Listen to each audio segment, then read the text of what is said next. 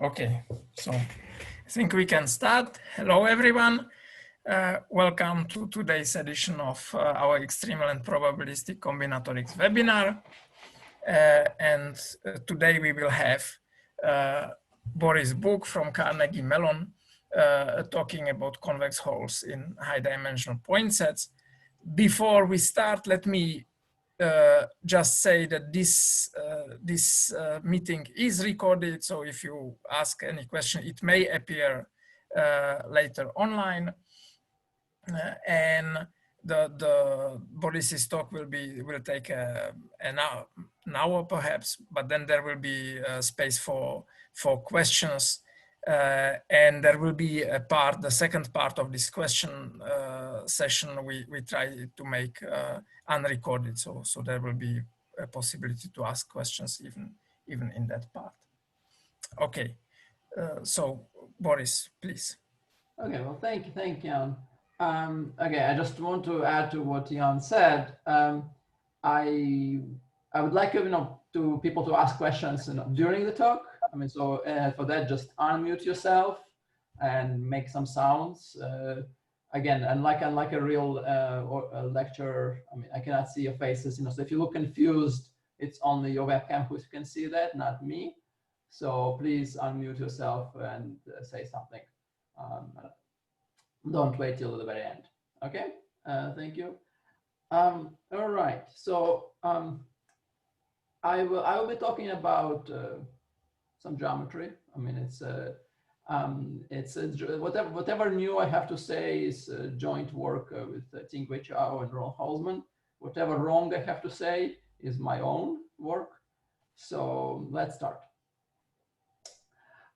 So the starting point is the old result of Ordish and Sekarish from 35 about point sets in the plane. So it says, okay, so say I fix some integer, so fix some number k. Then if given any large enough point set, so in every large set, in every sufficiently large set in the plane, we can find vortices of a convex k-gon. There are vortices of convex k-gon. Okay, so let me draw a small picture. So this might be our point set, and so say say k is 4. Maybe these are vortices of a convex four-gon. So just vortices in convex position. Okay. Quite a bit later, Ordish went on to ask a question. This was 75. Whether you can actually assure that the k-gon is empty. So say, for example, in the picture which I just drew, k-gon is not empty because this point right here in the center is contained inside this four-gon. So such a k-gon got a name of a k-hole. So this is how we will call this objects in this talk, and this is the usual name. So his question was, can we find a k-hole, a 100-hole, if you large enough point set? This is so okay. So what's known? What's known is the following. So there is the relatively soon after Ordish asked his question, Harbour, 3 years later, said that proved that you can do it for 5 holes. So yes, for k, well, of course, not at most 5, because of course if you can find 5 hole, just take 4 vortices, it's a 4 hole, etc. So it's yes for k equals 5. Slightly later, so this was Harborth was 78. Horton in 83, 5 years later, found a kind of surprising example that's showing that answer is negative in general, and more precisely, his set doesn't contain a 7-hole. And I will actually talk about his construction slightly later, so I will actually show how Horton's construction works. I'll come back to it. For a long while, it was open what happens for 6 holes, and eventually, it was after about 30-year wait, it was resolved independently and almost simultaneously by, so it was in 07 by Nicholas and Gerken in 08. They said, they proved that yes, you can find a 6-hole, yes, for k equals 6. The proofs are, those proofs are fairly scary. I mean, it's it's a long amount of case checking, if you like, and also other ideas, but they're quite involved. Okay, so in this talk, I will talk about the higher dimensional situation. So again, so now we are not in the plane. We are in some d-dimensional space. The definition of a k-hole is basically the same. So I'm now looking at the vertices of a convex polytope, and I want there to be k vertices. Okay, so this is what my k-hole is. So again, this is a k-hole. Okay. And again, so the question is, what's the analog of the story in the plane, but in a higher dimension? So okay, so I will define the number which for in dimension 2 will be equal to 6, like here. This is do people see this line here? For some reason it's a technical aberration. Yes, okay, it shouldn't be there. Let me quickly see if I can get rid of it. No, I cannot get rid of it. Sorry. Okay, I think it's but you can see below the line, right? If I draw here. Okay, good. Okay. I see Jan nodding. That's how I know the answer. But again, you can unmute yourself and shout yes, yes, yes, and no. Okay. So the h of d is analog of number 6, but in dimension d. So formally speaking, it's the largest. It's the largest k, so that every large set in RD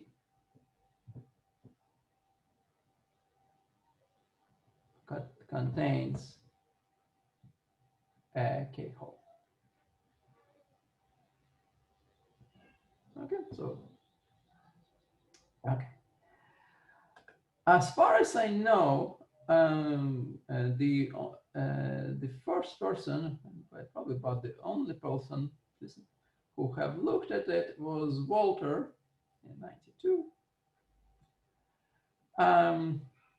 So what he did is first he generalized the Harborth lower bound.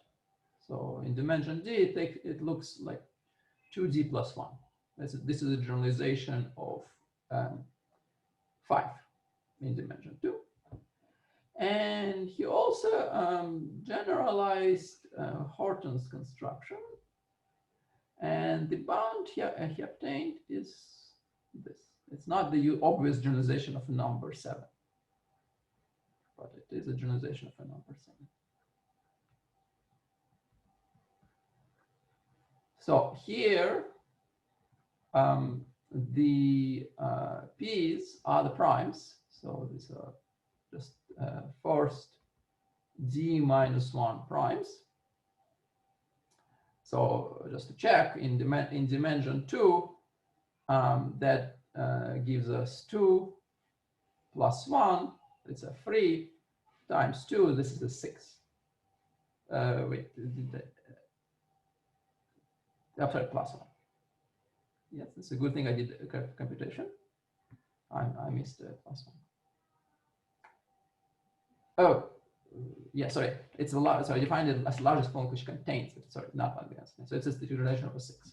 Sorry, I didn't mix one. Okay, so that's what he proved. What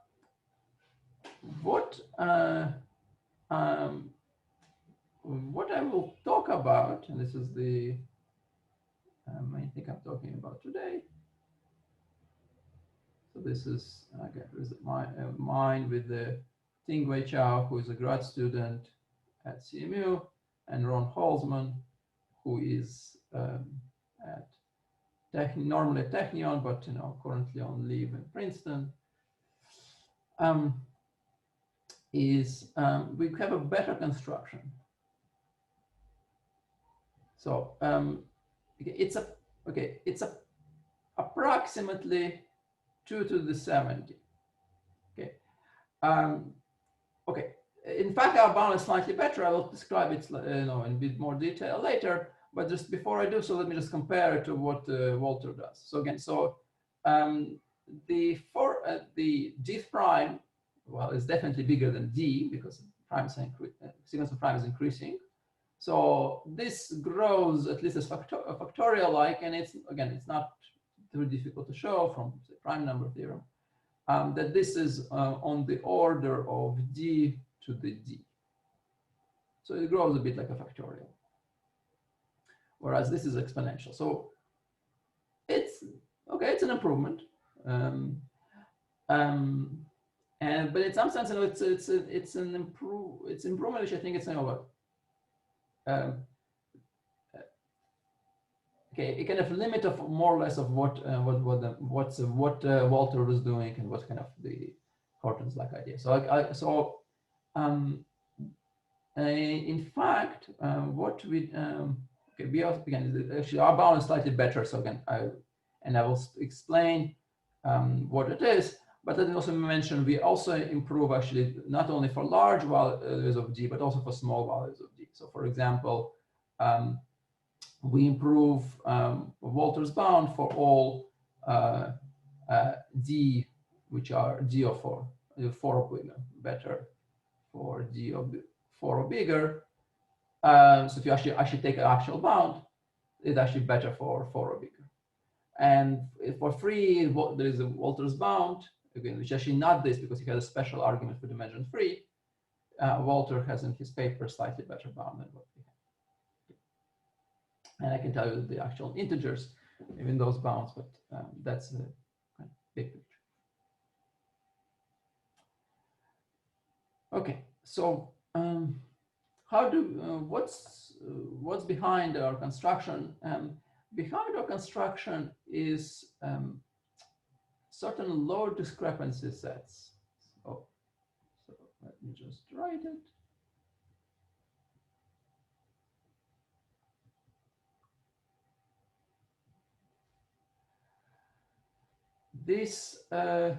So these sets originally came in from the problem of numerical integration.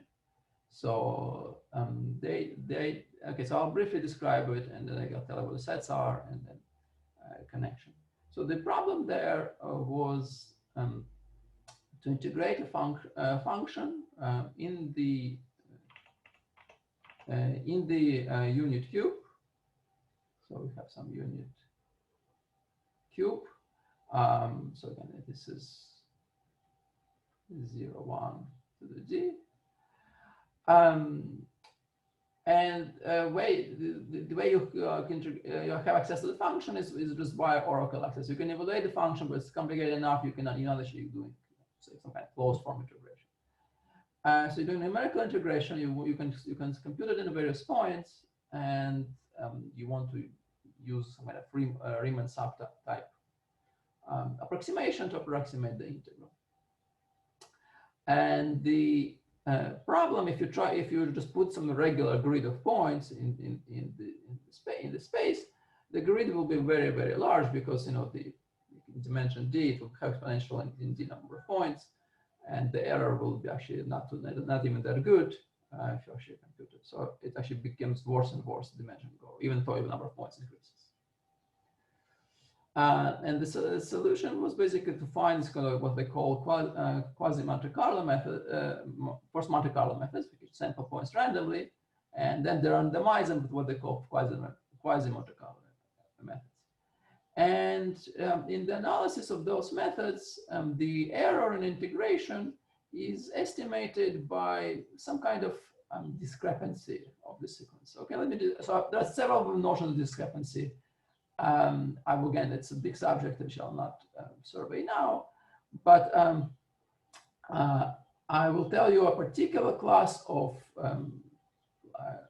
point sets in the unit cube, which are fairly uniformly distributed in a certain sense, and this kind of discrepancy they enjoy is particularly good to guarantee that the integration has a low error as a function of total variation, which is okay, some kind of thing which occurs in analysis. Okay, so let me just now define what those point sets are. So what I'm going to look at the dyadic boxes inside the dyadic box inside the unit square. So a dyadic box is just a product of dyadic intervals. So in other words, it's a set where in each coordinate I'm taking an interval between two consecutive dyadic fractions. So it's looking like this. Oops. And again, just for the and this is for every constant. Okay, so for example, in this picture, for example, okay, so some kind of one interval might be something looking approximately like this. Okay, oops, maybe not touch every dyadic. Again, I'm not drawing because I'm not perfect, but something like this, say a quarter here and a half here. This is an example of a dyadic box in dimension 2. And again, so I'm looking at the dyadic boxes like this, and I'm asking for a point set. So I'm going to have a set X, I'll call it X, which is going to be in this cube. And for such a dyadic box, let's call it B, I will ask how many points of X does it contain? And okay, I expect, if my X was totally random set, I would expect it to contain a number of points proportional to the volume of the box. And the condition is for which I'm all important, is actually for dyadic boxes which are not too small, it will indeed happen. So here, so I said X, we will formally call it is TM. Okay, sorry for lots of letters, but this is, I do need three parameters. It's a free TMD net.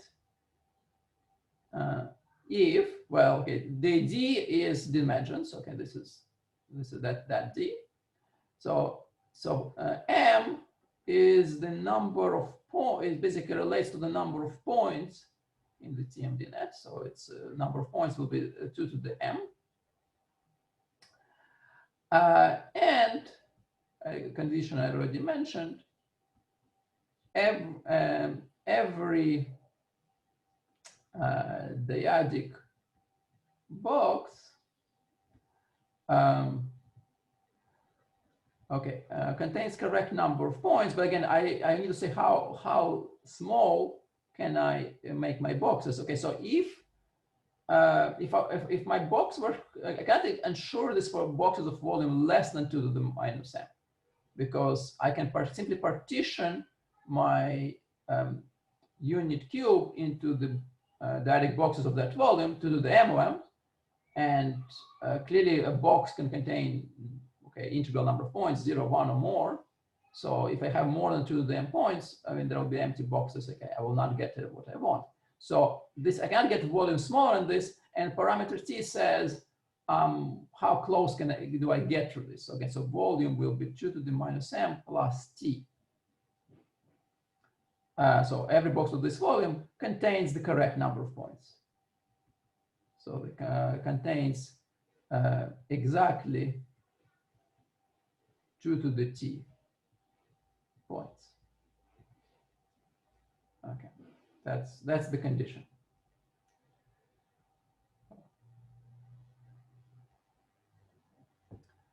Okay.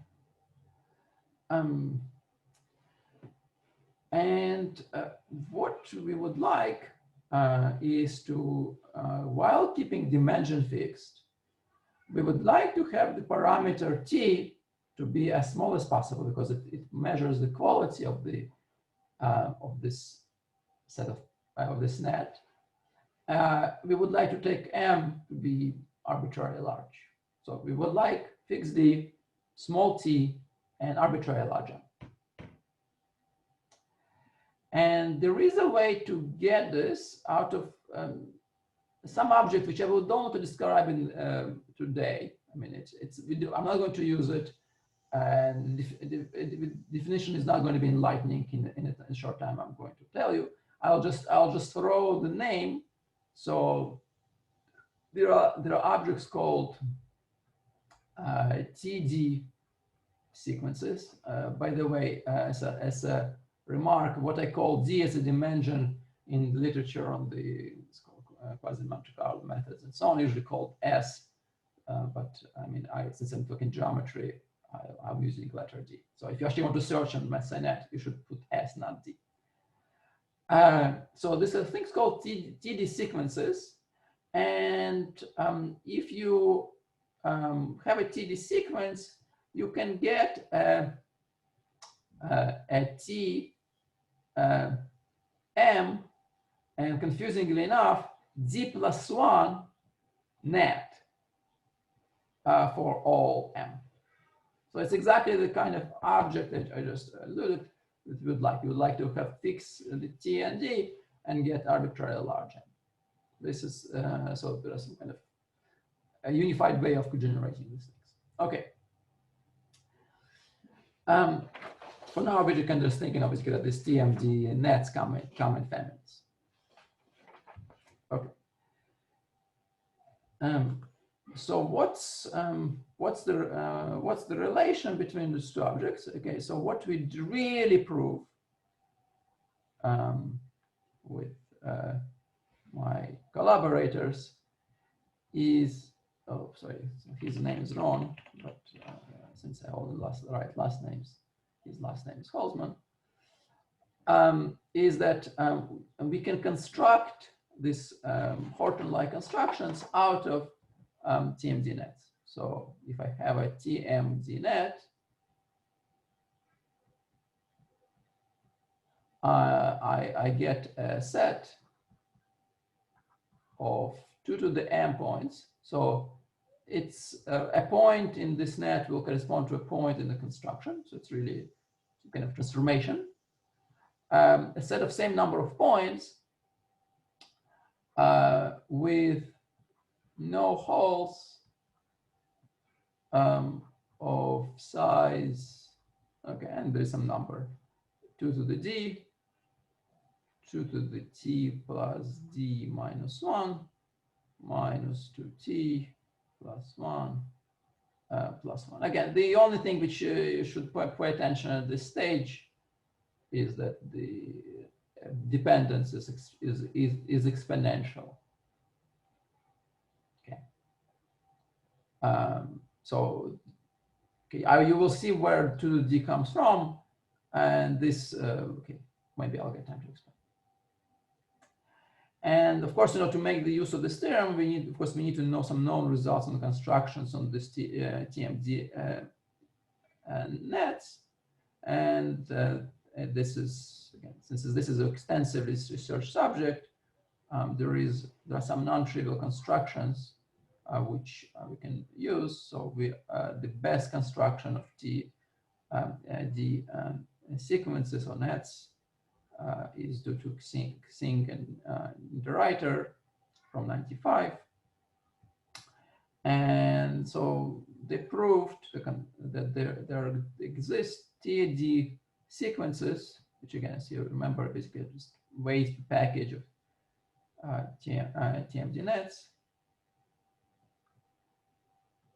with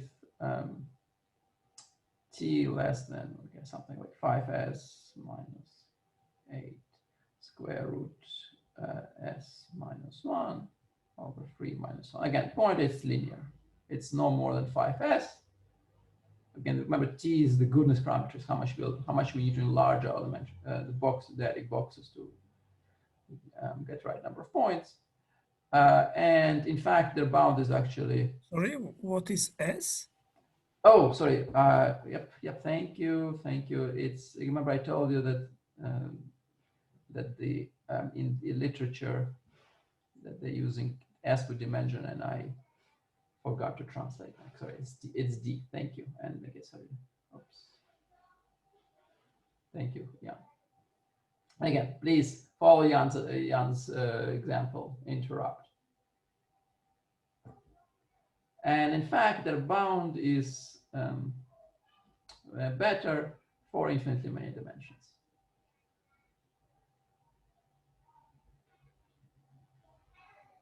For infinitely many. All right. And again, so what the results I told you, I just obtained by taking this theorem here, plugging the this result here, and also plugging in of improvements in low dimensions obtained by just taking the existing constructions for TD sequences and plugging into the again same theorem. And again, there are some low dimensional constructions which are better than this theorem, which I will not tell you. All right.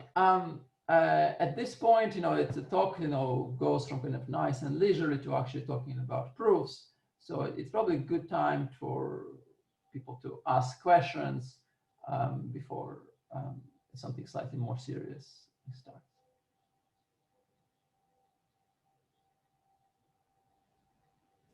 Hi, Boris. Is the linear dependence of T on D necessary in this result? Yes. Oh.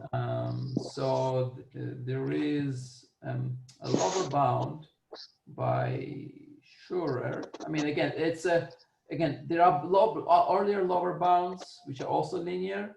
So again, it's not terribly difficult to prove a linear lower bound, but the best linear lower bound is by Schurer, which says that T must be at least D minus something like 1 minus little of 1 log D. So it's T is at least D basically. Okay. Yeah, this is for bound on TD sequences. Okay. And okay, this is Holtz. So he stated it for TD sequences, but if you actually look at his proof, really he talks about TMD nets. So this is a bound on TMD nets. Thank you. All right. Okay. More questions?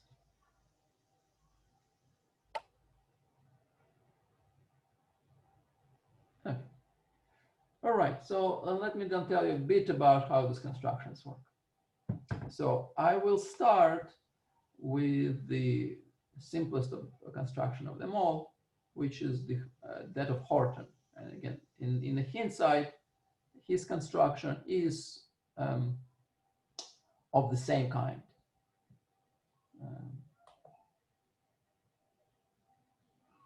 Okay. All right. So his construction is recursive.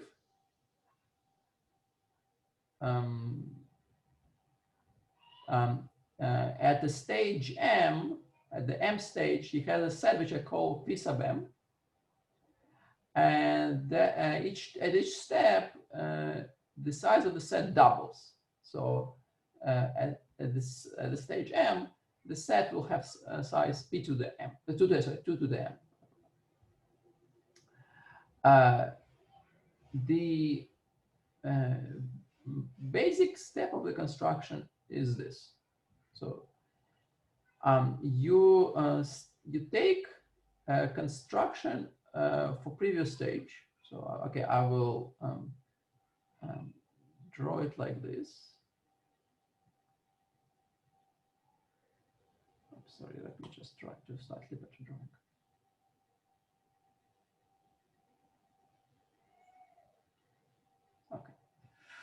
Okay, you take a construction. So this is my PM minus 1. And you take 2 copies of that. So you take and you place one of them below the other, like so. So this is another copy of same construction. And as the picture suggests, you shift them a little bit. So, okay, so more precisely, there is some kind of offset like this. Again, the offset is helpful. Okay, it's not strictly necessary, but you'll see it's slightly helpful to think of it as an offset. So I will think of it as being an offset. So you offset them a little bit, and you place these 2 copies very far apart in the vertical direction. So this is far apart. So let me just show how that looks. So let's just maybe draw here. So for M equals 0 is just a single point. And again, we can think of it as an origin if you like, but it's not important. For M equals 1, we take that point, we take a point on the bottom and we take a point on the top. Okay, this is how our set looks like. For M equals to 2, we take a point here on the bottom. We take, this is still a bottom set. So this is my point on the bottom. This is my second point on the bottom. And there are 2 points on the top. Here, this one, oops, this is annoying. I have this zoom thing in a way. No, I cannot move it. Zoom doesn't allow me to draw there. Sorry, I'll cheat. Okay, and there is a point here. Okay, good. You know, it's like a blind spot you have when you which you see cannot see through, even if I don't realize symbol with zoom. There is a place which I can see, but I couldn't draw. Okay.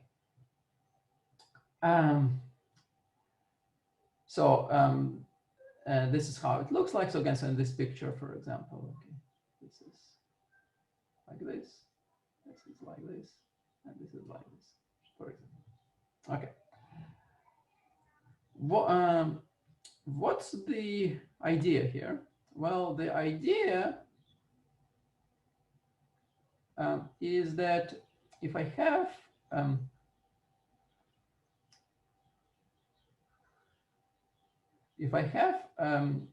two such things, again, now I'm going to draw not like M equals 2 or 3. I'm going to try to draw something bigger, so some kind of generic situation for large M.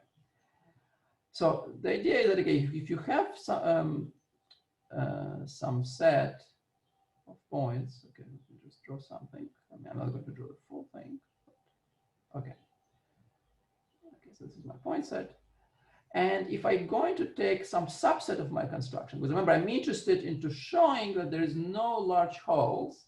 So what I'm interested in showing, if I take some subset of points in my construction, I am looking at the convex hull of them, how, I'm going to want to see if there's a point inside or is there not.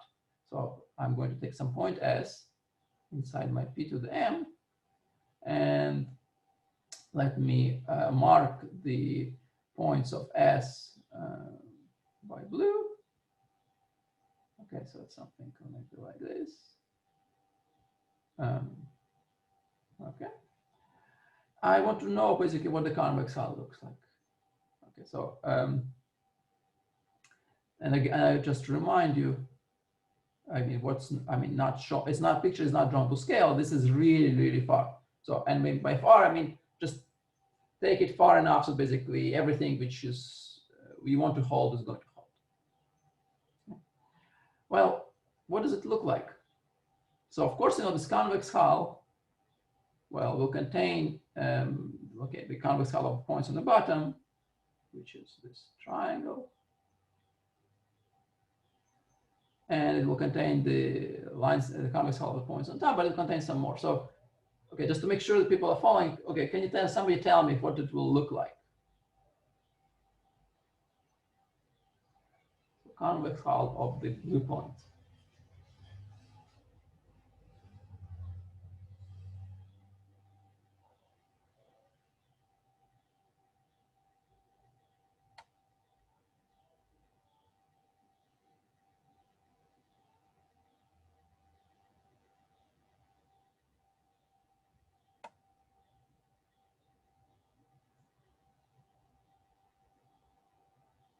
I'm sure we understand your question, or at least I don't. I mean, it's just the convex hull, right? Right, but I mean, like, what will it look like in this picture? I mean, like, will it look like this?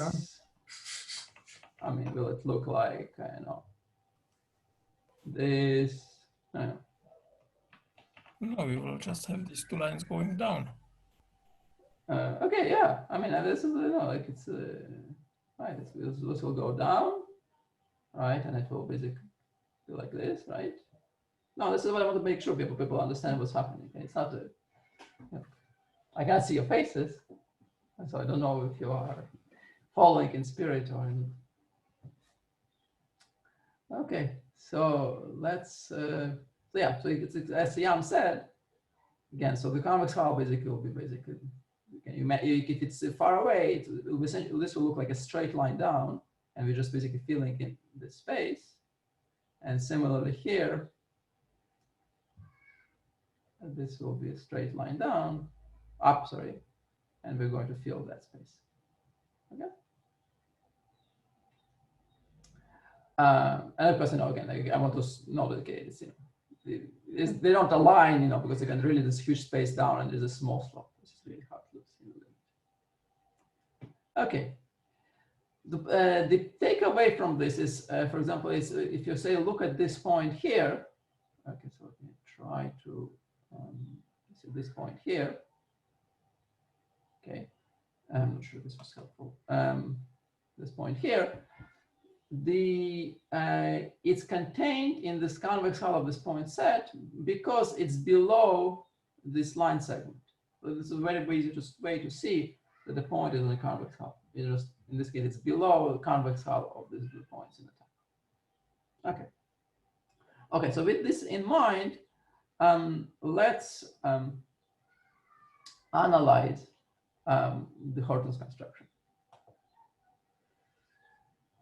Okay, so so remember what we want to argue. We want to argue that if I have a set S in the Horton's construction, set S has 7 points, then its convex hull contains something inside.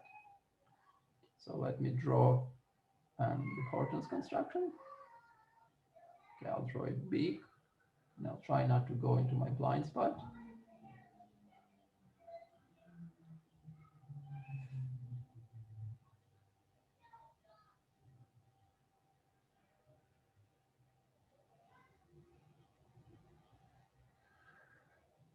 Okay.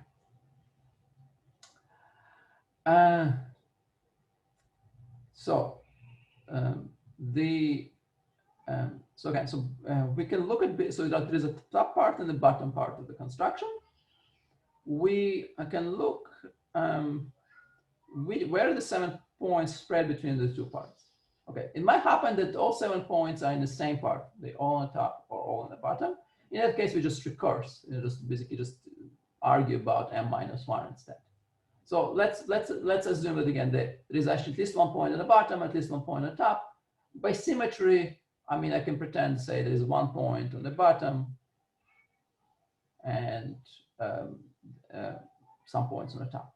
And we can assume that that the bottom has fewer points again by symmetry. So I'm assuming it still has at least 1. So what it means that there are at least 4 points on the top. And so let me draw my point, this point. Now, again, I'm going to ask for these 4 points.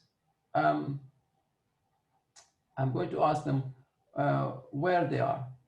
So I remind you, this my top set is itself made of 2 parts. Okay, let me try to draw it slightly more accurately. Which I will.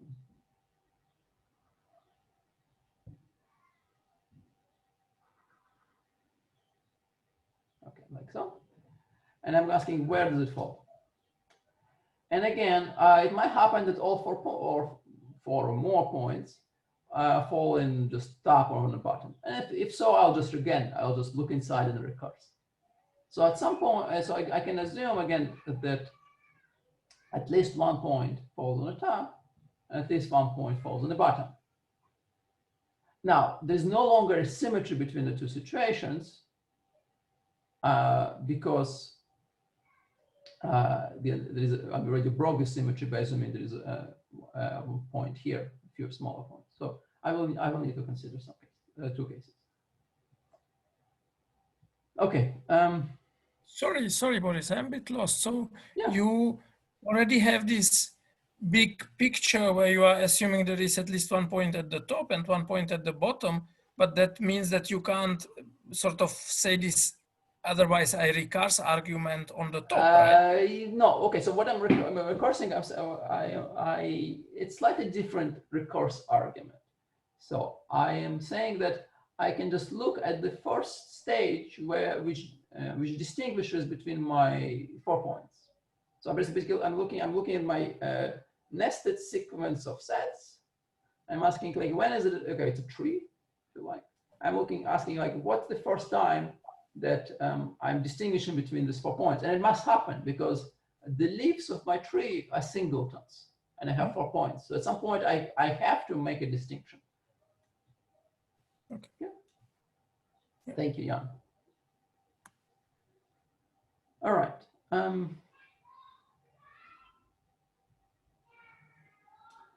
So let's just see what's happening. Okay, so let's do some simple cases. So suppose there is 1 point on the top, and there are 3 points on the bottom. Okay, like so.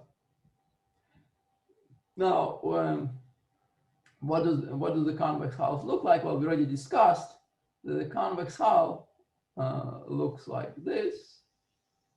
So again, I'm taking convex hull of all of those points. Now, take convex hull of these 3 points. I mean, since I have a point down below, I will have this part here. I mean, of course, I also have, say, a bunch of other things. I have some kind of convex hull coming out of here. But I also have a convex hull from this set going up because of this point on the top. So it goes like this, it goes like this, and it goes like that. And as you can see, I mean, it's proof of picture after all, this point in the center isn't the convex hull of the remaining points. Okay. So I mean, I don't know whether it's below or above, but since I have things both above and below, I have this cylinder, and the point is clearly inside that cylinder. Okay, and just for the future reference, what I want to basically know that what happens here, I'm applying a one-dimensional argument here. Okay, I'm just saying basically this point in the center is between this point on the left and this point on the right. Okay. And again, as a preview of what's happening in higher dimension, this is going to generalize. Okay, so this is one case. Okay, I will undo this. Now, so okay, so if there aren't 3 points on the bottom, then let's say there are 2 points on the bottom. There are at least 2 points on the top. Okay, let me just draw this thing. So there are at least 2 points on the top. Otherwise, and let me look at the point which is to the right. So okay, so there are 2 points on the top. Let me look at a point on the top. Let's call it X. Now, this top part here, so this is some PL, and this is another copy of PL.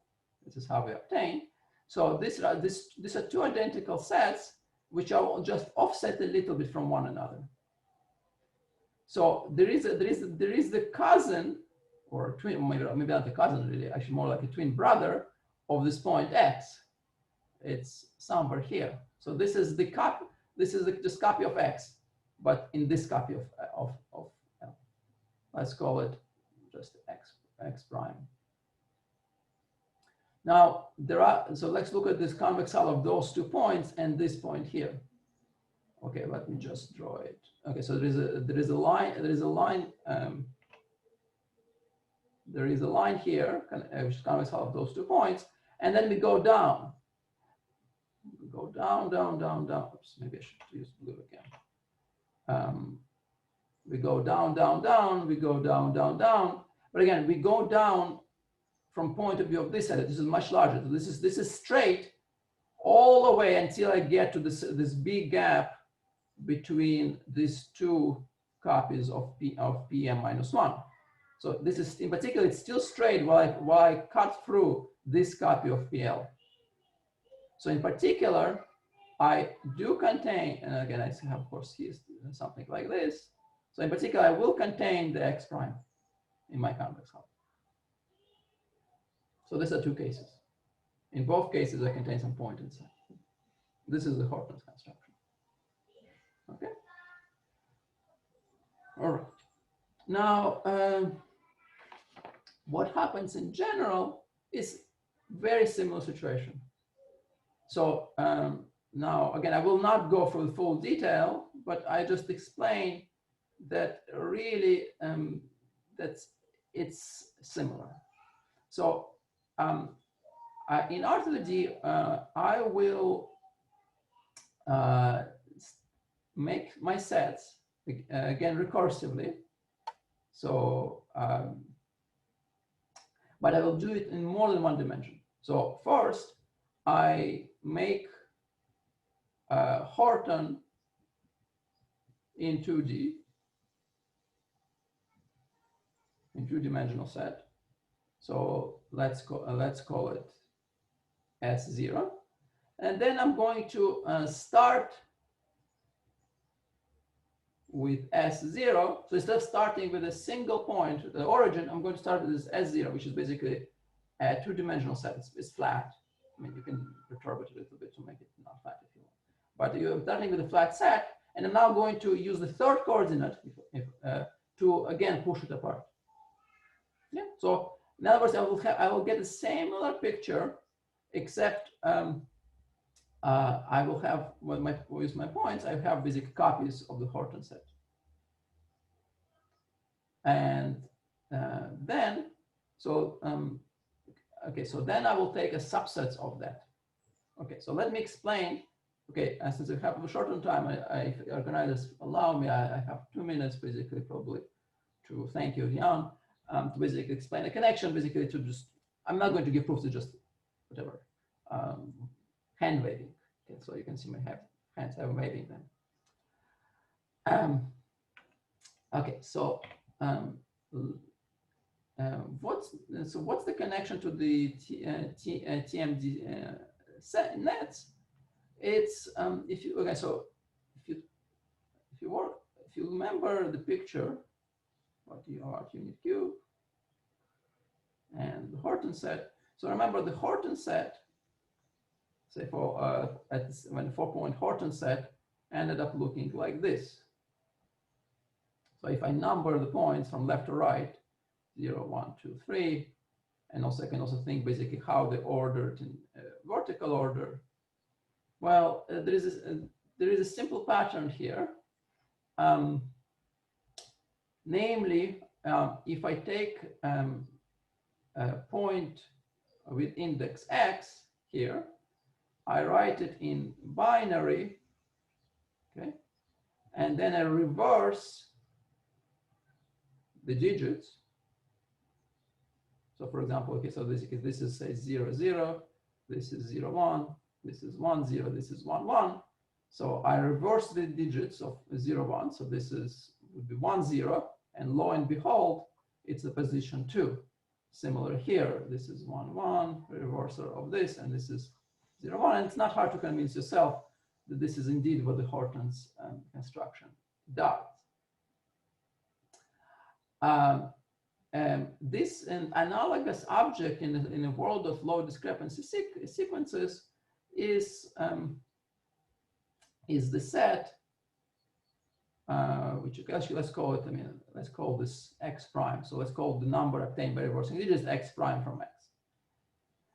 So analogous object in the world of low discrepancy sequences is the set x 2 to the m x prime 2 to the m as x ranges over all the numbers with m bits, like so. Okay, this is a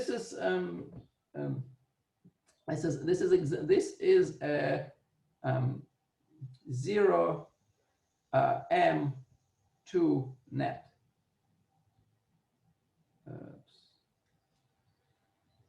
Not met, net. Okay, so in the picture in the square, again, it's basically, it's like this. And if you work out, again, basically this inductive argument which I alluded to in Horton's construction, turns out basically if you have the TMD net property, you can do induction. Because each time you narrow down, you're narrowing down your boxes, which is basically each time the top half and the bottom half are your parts of your Horton construction. You're narrowing your boxes, and basically you always have correct number of points, so you know basically that once you know what it will contain. Okay? That's a kind of high-level view of what's happening in the proof. And you also will see where the factor of 2 to the g comes from. It's basically each time I'm doing pigeonhole, either top bigger or bottom bigger. Okay, this is very high view of what we did. Okay, I think I'm out of time, and I think I should take down the questions.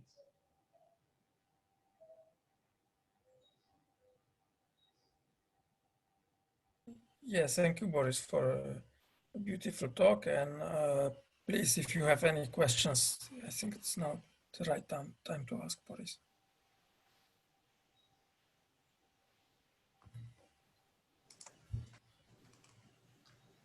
So Boris, I guess an obvious question is, you've got this huge range between 2D plus 1 and 2 to the 7D. Where do you think the answer is?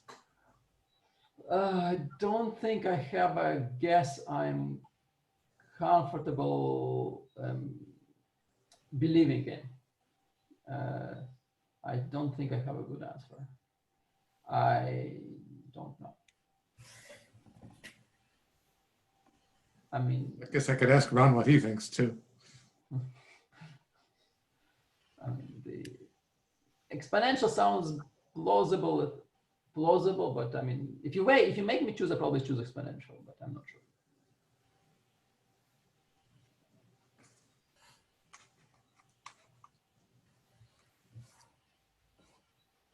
So,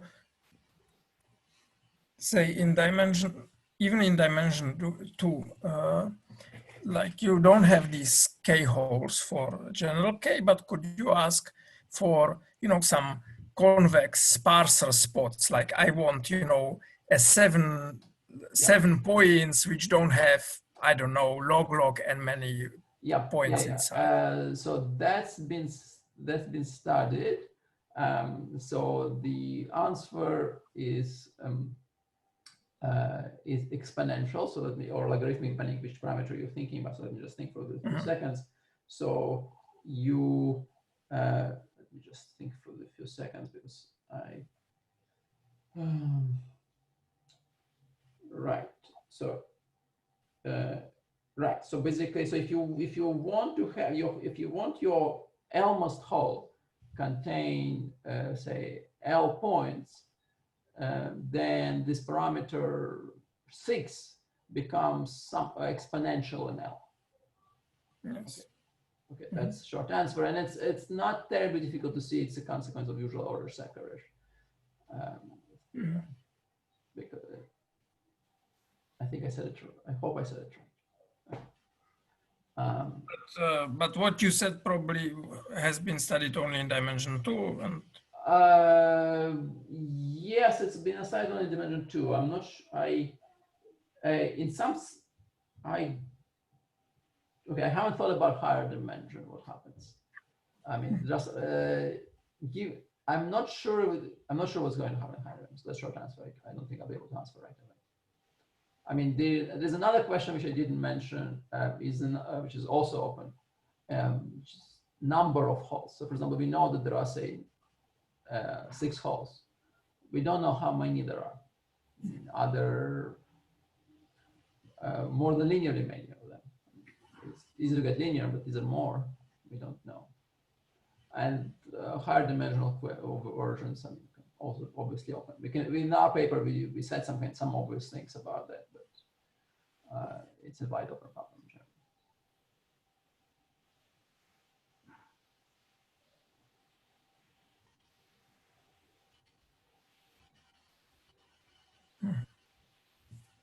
are there any more questions in this recorded part? Please.